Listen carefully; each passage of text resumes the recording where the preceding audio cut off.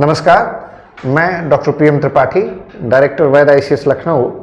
आज current affairs के इस नए programme the world this week के साथ मैं अपने टीम एक्सपर्ट्स और मेंबर्स हमारे फैकल्टी टीम के हैं, उनके साथ बातचीत करने आया हूं।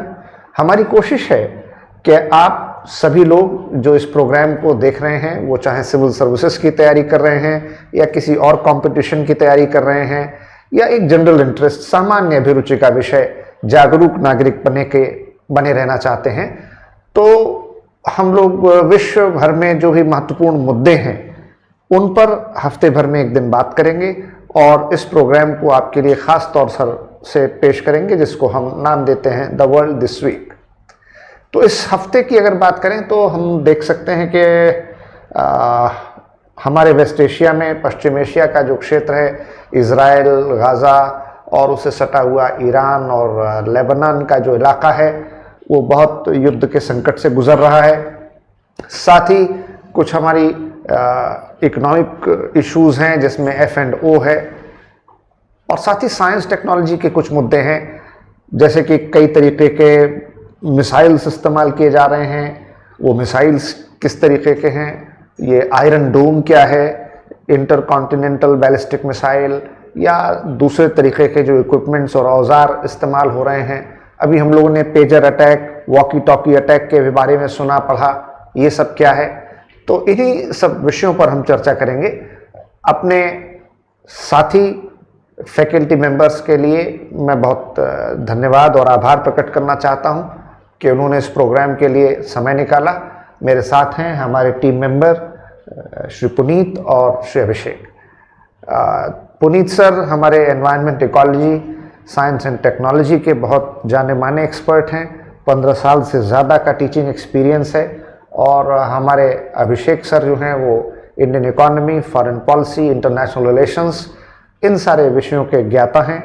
ऑप्शनल में पॉलिटिकल साइंस का सब्जेक्ट भी पढ़ाते हैं और करंट अफेयर्स, इन सारे मुद्दों पर वो 15-16 साल से ज़्यादा हो गया सिविल सर्विसेज के फील्ड में वो लोगों को गाइड करते रहे हैं, मेंटरिंग करते रहे हैं और काफ़ी प्रूवन ट्रैक रिकॉर्ड के साथ बहुत ही सफल मार्गदर्शक हैं। तो सबसे पहले मैं बात करूंगा पुनीत, ये हम लोगों ने जो इधर लगातार खबरें पढ़ी हैं, एक आम इंसान के लिए ये चीज़ें जानना मुश्किल होता है, या हम सुनते हैं लेकिन जानते नहीं हैं कि ये पेजर अटैक हुआ या वॉकी टॉकी में ब्लास्ट हुआ, ये क्या था। दूसरा, ये इजराइल पर इतने तरीके की मिसाइल्स दागी जाती हैं, मिसाइल अटैक हो रहे हैं, ये मिसाइल क्या होती हैं। और ये हम सुनते हैं continental ballistic missile, intercontinental ballistic missile, ये सब क्या चीज़ें हैं, मतलब हमारे जो लोग देख रहे हैं वो जाने और समझें इसको। और तीसरा सवाल ये है कि इजराइल के पास जल्दी किसी मिसाइल अटैक का असर नहीं होगा क्योंकि आयरन डोम है। तो ये 3-4 चीजें थोड़ा मुझे समझाएं, और इस तरह से समझाएं कि हमारे जो व्यूअर्स हैं वो भी जानें और समझें, आसान भाषा में और तकनीकी दोनों पहलुओं को आप बताएं। देखिए, ऐसा है कि जो हिजबुल्ला और इजराइल का वार चल रहा है, युद्ध चल रहा है, इसमें अभी अभी हमने पहले देखा कि पेजर अटैक हुए, एक साथ ही बहुत सारे पेजर में ब्लास्ट हुआ और करीब 3000 के आसपास लोग हताहत हुए हैं। ये ब्लास्ट इतना ज़्यादा कोऑर्डिनेटेड था कि जो मैक्सिमम जो कैजुअलिटीज़ हुई हैं उसमें मैक्सिमम लोगों की आंखें, 70% से ज़्यादा लोगों की आंखें चली गई। मतलब जब वो पेजर में ब्लास्ट हुआ तो मैक्सिमम लोग उस पेजर में लिखे हुए संदेश को पढ़ रहे थे, उसको इस हिसाब से कोऑर्डिनेट किया गया। पेजर में मैसेज आता है, पेजर में मैसेज आता है, मैसेज आप ओपन करते हैं, उसको आप पढ़ना शुरू करते हैं, तभी वो ब्लास्ट हो जाता है। और इसका मतलब जो व्यक्ति जो उस चीज़ को ऑपरेट कर रहा है, अगर वो जिंदा बच भी गया तो उसकी ऑपरेशनल कैपेबिलिटीज़ जो है हमेशा के लिए ख़त्म हो गई। या फिर अगर उसने मैसेज नहीं पढ़ा है तो जनरली पेजर हम कमर में लगाते हैं, तो ऐसी स्थिति में अगर ब्लास्ट होता तो उसके चलने फिरने की कैपेबिलिटी, क्षमता जो है वो समाप्त हो जाती है। तो ये जो पेजर ही क्यों यूज़ किया गया, इसके पीछे बहुत बड़ा कारण था कि आज के ज़माने में पेजर कोई नहीं यूज़ करता। पेजर 98 में, 2000 में जब मोबाइल फ़ोन महंगे हुआ करते थे तब लोग पेजर्स का यूज़ किया करते थे। यूँ कहें मोबाइल फ़ोन बहुत ज़्यादा चलन में, हाँ, या चलन में भी नहीं थे। और क्योंकि ये बहुत ही लो एंड टेक्नोलॉजी का यूज़ करते हैं, इसलिए इसमें जो संदेशों को भेजे जाने की जो कॉस्ट है वो कंपैरेटिवली कम आती है। ये बेसिकली एक तरह का SMS सर्विस आप कह सकते हैं वो है। क्योंकि मोबाइल फ़ोन को ट्रैक किया जा सकता है, इसमें GPS की चिप लगी होती है जिससे, और एक आदमी की लोकेशन और इसको हैक करना आसान है। पेजर चूंकि बहुत ही low end technology, it is quite typical to hack a particular pager hack करना बहुत मुश्किल है। तो इसी वजह से इजराइल का जो युद्ध हिजबुल्लाह से चल रहा है, जो कि आतंकवादी संगठन है, उसके जो लड़ाके हैं, हिजबुल्लाह ने अपने जितने भी फाइटर्स हैं उनको ये एडवाइस किया था कि वो मोबाइल फ़ोन से स्विच करके पेजर पे चले जाएं ताकि उनको ट्रैक ना किया जा सके। लेकिन इजराइल की जो एजेंसीज हैं, इंटेलिजेंस एजेंसी मोसाद, उनसे लगभग एक कदम नहीं 10-15 कदम आगे चली गई, और जो पेजर्स वहाँ पर सप्लाई हुए थे, उन्होंने सप्लाई चेन के अंदर सेंधमारी करके या उसको किसी तरह से उसको जो उसका शिपमेंट था उसमें छेड़छाड़ किया। अब छेड़छाड़ क्या की होगी जिसकी वजह से ये अचानक से ब्लास्ट कर गए? तो कई सारी थ्योरीज हैं, उसमें से एक थ्योरी जो सबसे ज़्यादा सुटेबल थ्योरी लगती है कि एक पेजर के अंदर बेसिकली 2 बैटरीज लगती है। जैसे कि हमारे टेलीविज़न के जो रिमोट होता है उसमें भी 2 बैटरीज लगती हैं। पेजर में बैटरीज का साइज जो हमारे घड़ी में लगने वाले सेल्स होते हैं उतना करीब चौड़ा होता है। तो जो थ्योरी है उसमें कि 2 बैटरीज में से एक बैटरी बदल दी गई, दोनों ही बैटरी बेसिकली बदल दी गई, सिंगल बैटरी लगाई गई 3 वोल्ट की, जो कि दोनों बैटरी के बराबर काम कर सकती है, और जो दूसरी थी बैटरी लगाई गई थी वो डमी बैटरी है, which was full for the explosive charge इतना है कि इतना बड़ा धमाका ना हो कि 5-10 लोग जो आप वहाँ सिविलियन खड़े हैं उनको कोई नुकसान हो, लेकिन धमाका इतना बड़ा है कि अगर जिस व्यक्ति के हाथ में या जिसकी कमर में वो पेजर है उसकी मौत हो जाए या वो इनकैपेबल हो जाए। तो उसमें जो है 3000 लोगों के पेजर साइमल्टेनियसली ब्लास्ट किए गए एक संदेश भेजकर, और इस वजह से जो है ये इतना बड़ा अचीवमेंट जो है इजराइल ने बेसिकली शुरुआती युद्ध की जो है वो पेजर ब्लास्ट से की। आप देखेंगे ये युद्ध जो है लेबनान में इजराइल ने ग्रेजुअली एस्केलेट किया है, और शुरुआत में जो पहली खबर आती है वो पेजर ब्लास्ट आती है, उसके बाद फिर हम देखते हैं कि बॉम्बिंग होना शुरू करती है, फिर नसरल्ला मारा जाता है, उसके बाद अब ग्राउंड अटैक चल रहे हैं।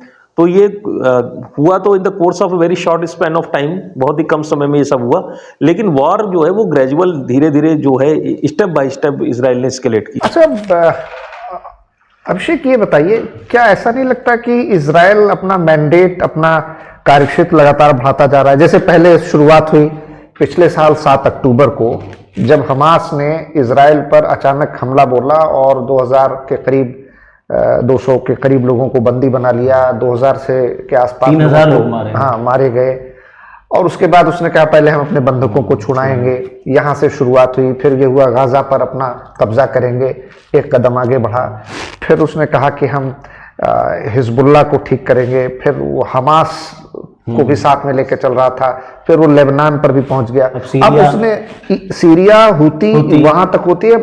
कल परसों इजराइल ने रेजिम चेंज की बात की है ईरान में, रेजिम चेंज। तो आपको लगता है कि ये जो अपना कार्यक्षेत्र उसका बड़ा विस्तार होता जा रहा है, और मसला क्या है, ये सब क्यों हो रहा है? एक्चुअली में सर इसको दरअसल लोग सुन रहे हैं, लेकिन हमारे जो व्यूअर्स हैं, दर्शक हैं, सुनने वाले हैं, वो जाने कि मसला क्या था। को सर एक्चुअली में अगर हम इसको बहुत सिंपल वे में कहें, हाँ, तो ये लड़ाई एक्चुअली में धार्मिक रूप से है लड़ाई, और अपनी हेजेमनी क्रिएट करने के लिए पूरी तरीके से चल रही है लड़ाई। अब क्योंकि इजराइल इसमें इस वजह से है क्योंकि उसको अपना एग्जिस्टेंस बचाना है, और वो उसके अलावा जो प्लेस जहाँ इजराइल है वो उसके अलावा कहीं और जा नहीं सकता, तो उसको रहना वहीं है। अब वो सराउंडेड है चारों तरफ से अरब कंट्री से, चारों तरफ से मुस्लिम कंट्रीज से।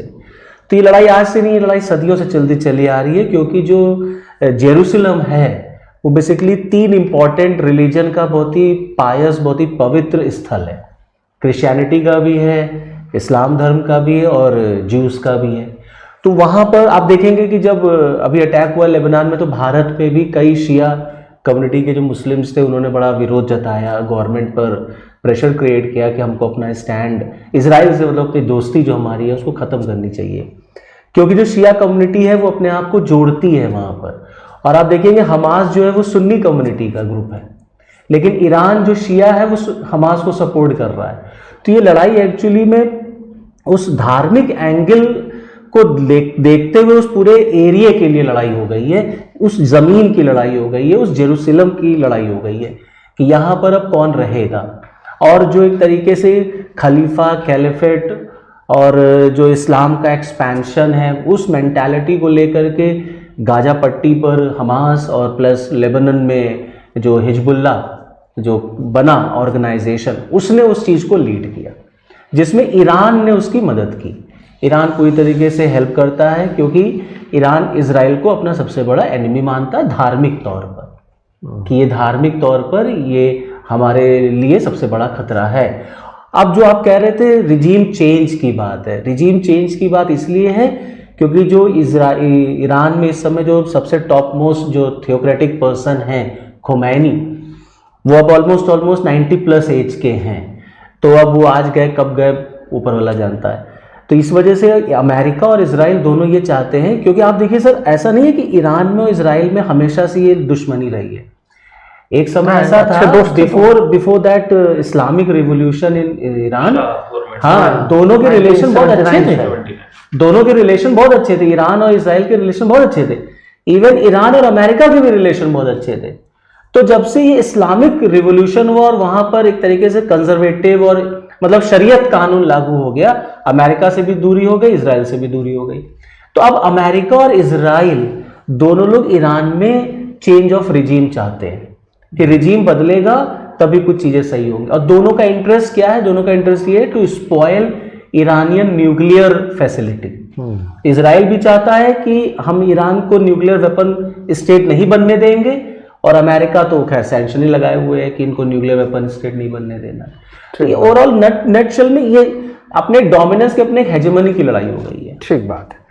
अच्छा पुनीत, इजराइल जो कि अपने चारों तरफ से दुश्मन देशों से घिरा हुआ है, लेकिन फिर भी दूसरे पड़ोसी देशों की तुलना में उसका नुकसान कम होता है, क्योंकि लोग कहते हैं कि उसके पास जो मिलिट्री वेपन्स हैं, जिस तरीके की आर्मी है, जिस तरीके की फौज का कमिटमेंट है, जो उसकी पॉलिसीज हैं, ये तो सारी चीजें हैं ही, लेकिन उन्होंने कुछ ऐसी टेक्नोलॉजी, कुछ इस तरीके के इक्विपमेंट्स भी हैं, जैसे आयरन डोम, या उनकी कुछ मिसाइल्स हैं, बड़ी हाई एडवांस टेक्नोलॉजी की मिसाइल्स हैं, या जिसको नसरुल्लाह को मारने में जिस तरीके के उन्होंने बंकर बस्टर जैसे बॉम्ब्स का इस्तेमाल किया। तो थोड़ा इसके बारे में, टेक्नोलॉजी के बारे में बताएं, ये बैलिस्टिक मिसाइल क्या होती हैं, आयरन डोम क्या है, ये बंकर बस्टर क्या है? सर देखिए, मिसाइल्स जो हैं उसको अगर हम कैटेगराइज करें तो दो कैटेगरीज में हम डिवाइड करते हैं मिसाइल्स को मेनली। एक होती है क्रूज मिसाइल और दूसरी होती है बैलिस्टिक मिसाइल। क्रूज मिसाइल जितनी भी हैं, और ईरान के पास हैं एक दो, क्रूज मिसाइल जो है हमेशा जो है हवा के अंदर यानी एटमॉस्फेयर के अंदर, वायुमंडल के अंदर रहती हैं। ठीक है, तो ये जब हवा में चलती हैं, क्योंकि वायुमंडल में रहती है तो ऑक्सीजन को खींचती हैं, फ्यूल को बर्न करती हैं, और ये एक लिमिटेड रेंज तक जो है जाती हैं।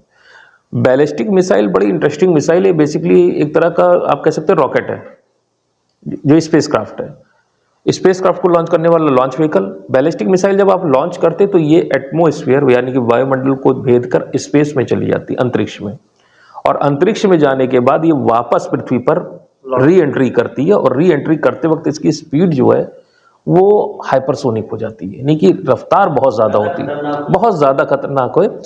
और इसकी रफ्तार की वजह से, अच्छा, इसकी रेंज ज़्यादा होती है बैलिस्टिक मिसाइल की। सुपरसोनिक और हाइपरसोनिक क्या होता है? सुपरसोनिक जब हम आवाज़ की रफ्तार जो कि 332 मीटर प्रति सेकंड, एक सेकंड में आवाज़ जो है ध्वनि है वो 332 मीटर जा सकती है, जब इस रफ्तार से अगर कोई चीज़ तेज चलने लगती तो उसको हम सुपरसोनिक कहते हैं, जैसे कि ब्रह्मोस, हाँ, मैक 2.8। अब हाइपरसोनिक क्या हुआ? हाइपरसोनिक वो होता है जो रफ्तार, आवाज़ की रफ्तार से 5 गुना तेज गति से अगर कोई चीज़ चलने लगे तो उसे हम हाइपरसोनिक कहते हैं। 5 गुना। जैसे कि इंडिया की अग्नि मिसाइल, जब अग्नि missile re entry, ballistic missile है, जब इंडिया की अग्नि मिसाइल री एंट्री करती है तो ये हाइपरसोनिक हो जाती है, इसका जो वॉरहेड है जो एंटर करता है वो हाइपरसोनिक हो जाता है। तो कोई भी बैलिस्टिक मिसाइल है जब भी वो री एंट्री करेगी वो हमेशा हाइपरसोनिक ही होती है। तो ये सुपरसोनिक और हाइपरसोनिक का ये कॉन्सेप्ट है। बैलिस्टिक मिसाइल की रेंज ज़्यादा होती है, क्रूज मिसाइल की रेंज कम होती है। क्रूज मिसाइल को रडार, क्योंकि जमीन में के पास चल रही है इसलिए इसको रडार जल्दी से पकड़ नहीं पाते, कम लीथल होती है। लेकिन जो बैलिस्टिक मिसाइल है चूंकि इसकी ऊंचाई पर जा रही है इसलिए इसको रडार जल्दी से डिटेक्ट कर लेता है। और जैसे ही ईरान से बैलिस्टिक मिसाइल जैसे कि फतह और गदर उनकी बैलिस्टिक मिसाइल्स हैं। तो फतह और गदर जैसे ही ईरान लॉन्च करता है, इजराइल को पता चल जाता है उनके रडार सिस्टम से कि मिसाइल्स लॉन्च हो गई, और उनका जो एयर डिफेंस सिस्टम है जो कि 3 लेयर का है, वो उस एयर डिफेंस सिस्टम के हिसाब से इन मिसाइल्स को इंगेज करने की कोशिश करते हैं। तो 3 लेयर हैं एयर डिफेंस सिस्टम में। पहली लेयर जो सबसे दूरी की है, हाई रेंज की है, एरो 2 मिसाइल्स। और एरो 2 मिसाइल जो है वो लॉन्ग रेंज की मिसाइल है, मतलब स्पेस में जाकर, अभी ये मिसाइल स्पेस में पहुंच रही है और आप नीचे से अपना एरो 2 मिसाइल सिस्टम भेजते हैं और अंतरिक्ष में ही इस मिसाइल को खत्म करने की कोशिश करते हैं। ये बेसिकली लॉन्ग रेंज हुआ। फिर एक होता है मीडियम रेंज। मीडियम रेंज पे आपका जो दूसरा लेयर आती है वो है, अगर ये भी इससे भी बच जाए तो आती बराक 2। बराक मिसाइल इंडिया ने भी खरीदी है, परचेज की इजराइल से।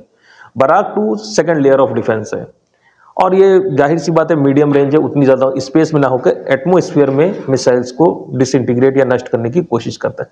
जब ये दोनों फेल हो जाते हैं या सबसे शॉर्ट रेंज का करेंगे तो जिसका नाम हम लोग लेते हैं आयरन डोम। आयरन डोम इस मिसाइल डिफेंस सिस्टम के 3 पार्ट्स में से एक सबसे छोटा पार्ट है।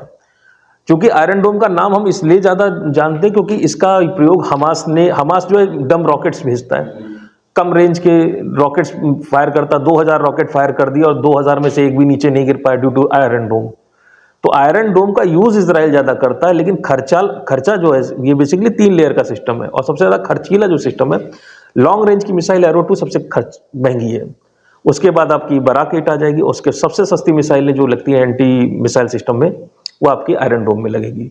S-400 जो है वो रशिया का है, वो जाहिर सी बात इजराइल परचेज, हाँ, एंटी मिसाइल सिस्टम इंडिया ने परचेज किया रशिया से। तो हर एक मिसाइल डिफेंस सिस्टम के अलग अलग काम है। इजराइल की एक और खास बात है जो इंडिया, ये मिसाइल डिफेंस सिस्टम में इसमें एक कमी के बारे में बहुत ध्यान आता है और इंडिया के लिए बड़ा अलार्मिंग है ये चीज़।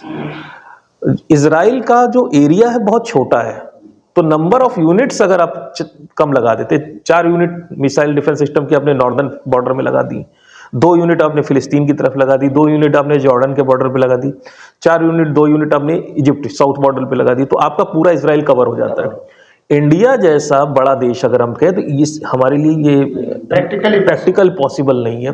इसीलिए S-400 की जो यूनिट्स हैं हम उसे नॉर्थ ईस्ट में तैनात करें, गलवान सेक्टर में तैनात करने की कोशिश कर रहे हैं कि कम से कम नॉर्दर्न मोस्ट बॉर्डर हमारा जो है कवर हो जाए। हाँ, जो स्ट्रेटेजिकली ज़्यादा स्ट्रेटेजिक। लेकिन समस्या ये दिखाई पड़ी इस बार, जो अभी लेटेस्ट हमला हुआ है, जो 180 ऑड मिसाइलें ईरान ने छोड़ी, और हम लोगों ने वीडियो फुटेज में देखा कि बहुत सारी मिसाइलों ने एयरपोर्ट को हिट किया, उनके मिलिट्री बेसिस को हिट किया, और जहां उनके सबसे ज़्यादा बहुत ही वैल्यूएबल एसेट जो कि हम कह सकते हैं पीसेस ऑफ क्राफ्ट, F-35 वहाँ पे हैं। F-16 से ज़्यादा बेटर क्राफ्ट F-22 होता है, F-22 से ज़्यादा बेटर F-35 है।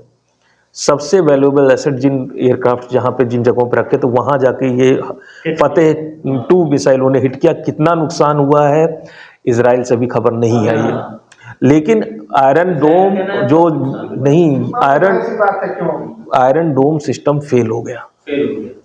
आयरन डोम सिस्टम इस बार फेल होगा, ये इंडिया के लिए अलार्मिंग बात है।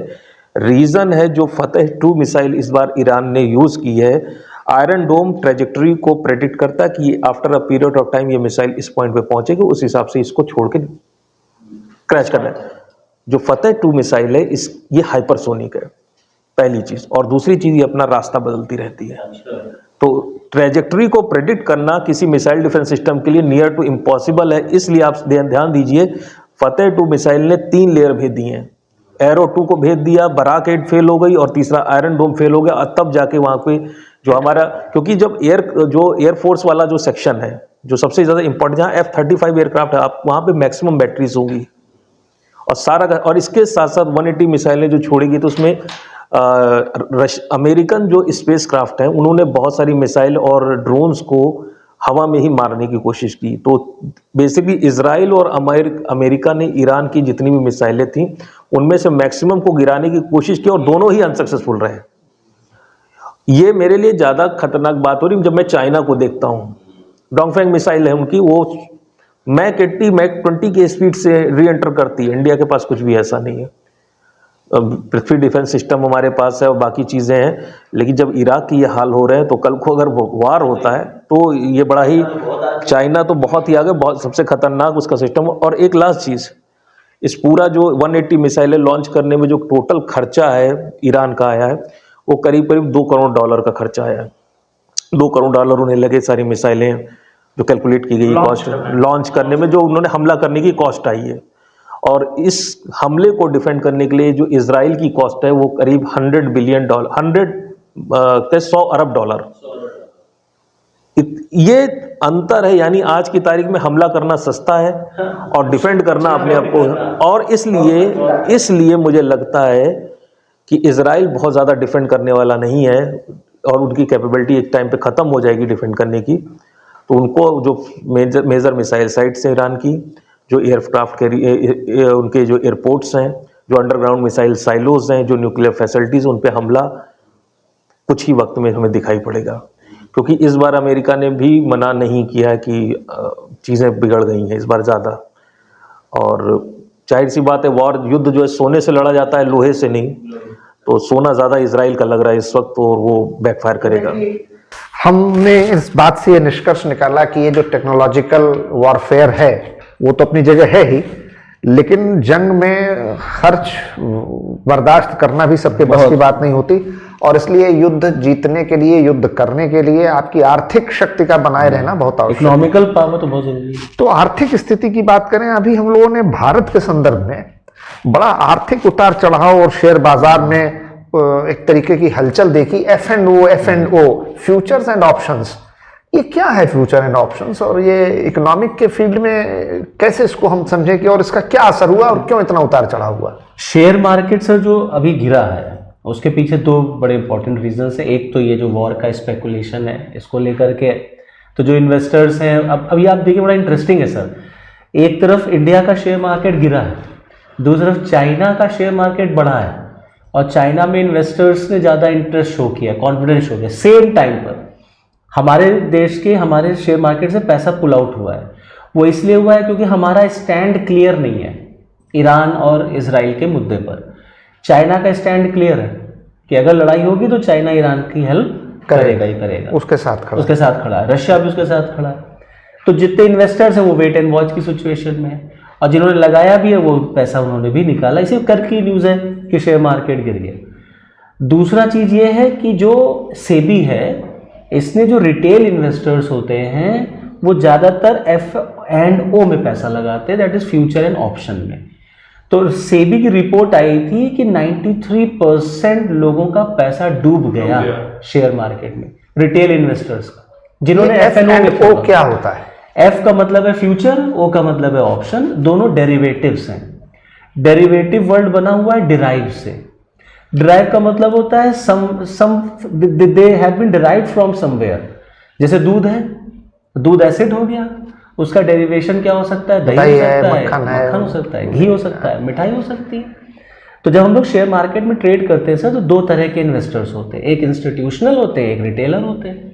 इंस्टीट्यूशनल इन्वेस्टर कोई भी आपका फंड मैनेजर हो सकता है, ICICI हो सकता है, टाटा हो सकता है, कोई भी हो सकता है। ये लोग बहुत बड़े बड़े इन्वेस्टमेंट करते हैं, ये लोग इक्विटी खरीदते हैं, शेयर्स खरीद लेते हैं। अब जो छोटे मोटे बेचारे मिडिल क्लास वाले लोग होते हैं, जो रातों रात अमीर बनना चाहते हैं कि 100 लगाएं 1 लाख रुपए कमा लें, तुरंत हमको चाहिए, मल्टीप्लिकेशन हो जाए पैसा। यूट्यूबर्स, कई सोशल मीडिया में उनको ये सपने दिखाए गए कि तुम यहाँ लगाओ पैसा, तुम्हारा पैसा डबल हो जाएगा। और कैसे लगाओगे हम बता रहे हैं।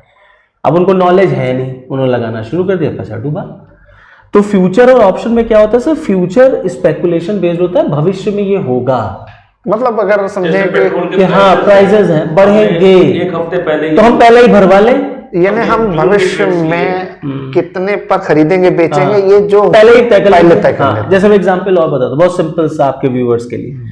जैसे जब मोदी जी, जब लोकसभा का इलेक्शन हो रहा था, तो ये स्पेकुलेशन था कि मोदी जी 400 सीट ले आएंगे। तो सब लोग कह रहे थे अदानी के शेयर बढ़ जाएंगे।